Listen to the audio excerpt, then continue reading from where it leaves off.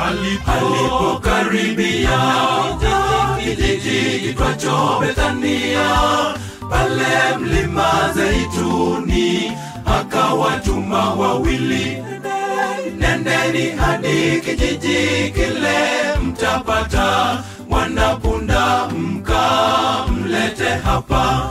Mkiulizwa ni nani amesema hivyo,